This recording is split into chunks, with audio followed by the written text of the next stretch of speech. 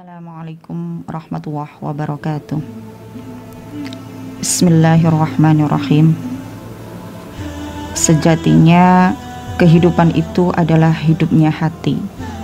Hidupnya hati adalah dengan Al-Quran.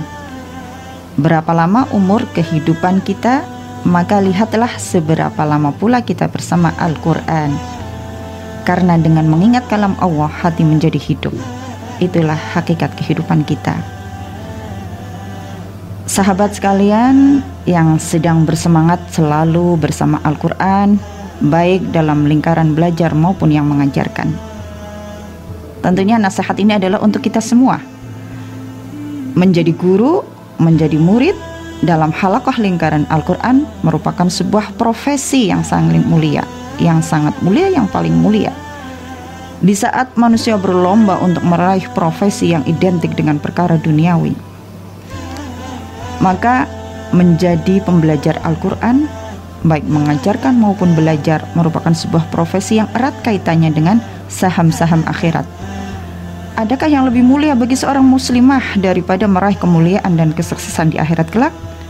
Rasulullah SAW bersabda, khairukum man ta'allamal Qur'ana wa 'allamah. Sebaik-baik kalian adalah yang mempelajari Al-Quran dan mengajarkannya. Hadis riwayat Imam Bukhari. Maka adakah rekomendasi yang lebih mulia daripada rekomendasi beliau Shallallahu Alaihi Wasallam? Wahai para pembelajar Al-Quran, wahai para pengajar kitabullah, sesungguhnya kalian adalah manusia pilihan Allah, baik yang belajar maupun yang mengajarkan, sebagaimana yang disampaikan oleh Rasulullah Shallallahu Alaihi Wasallam. Betapa tidak Allah telah memberikan kepercayaan untuk menyampaikan amanah risalah agung yang dibawa oleh malaikat Jibril, kemudian diturunkan kepada baginda Muhammad SAW. Maka dengan demikian sudah semestinya para pengemban amanah ini memperhatikan perkara-perkara yang wajib dimiliki oleh seorang pembelajar Al-Quran dan juga pengajar Al-Quran. Inilah poin-poin yang harus kita miliki sebagai pembelajar Al-Quran maupun pengajar Al-Quran. Pribadi yang ikhlas dan tulus tentunya. Ikhlas yang menilai dan yang tahu hanyalah Allah Subhanahu wa ta'ala. Ikhlas tidak mungkin berkumpul dengan yang suka dipuji, disanjung, atau mengharapkan sesuatu dari manusia. Selanjutnya, pribadi yang lembut dan berakhlak.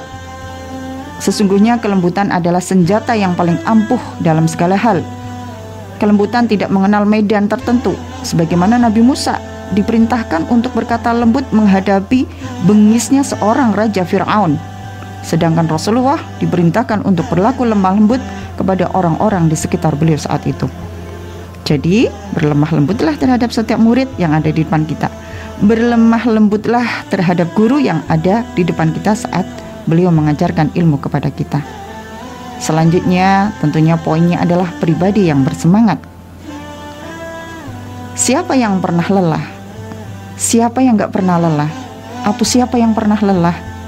Capek, futur. Capeknya orang-orang beriman adalah kenangan bahagia, nikmat dan ridha Allah. Allah senang melihat bekas-bekas capek, lelahnya orang-orang yang berjuang di jalan Allah. Karena seorang mukmin, seorang muslimah, seorang mukminah, seorang muslim itu pejuang yang siap capek dan lelah, siap berkorban dan siap melawan semua kemalasan demi meraih ridha Allah Subhanahu wa ta'ala. Poin selanjutnya, menjadi pelebur dosa. Siapa yang gak punya dosa? Siapa yang suci di antara kita? Tentunya tidak ada. Kita semua memiliki dosa.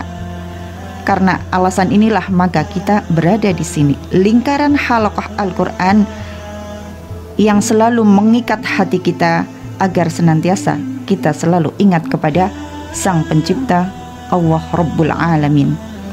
Mengajarkan Al-Quran pahalanya setiap huruf. Belajar Al-Quran pahalanya setiap huruf. Mengingatkan kebaikan, menunjukkan kebenaran, dan hal-hal lain yang termasuk dalam amal kebaikan dihitung sebagai kebaikan. Itulah pelopor dosa-dosa yang akan tertutupi dengan kebaikan-kebaikan kita dalam mengajarkan Al-Quran, kebaikan-kebaikan kita dalam belajar Al-Quran. Timbangan kebaikan akan lebih berat jika kita lebih banyak melakukan kebaikan.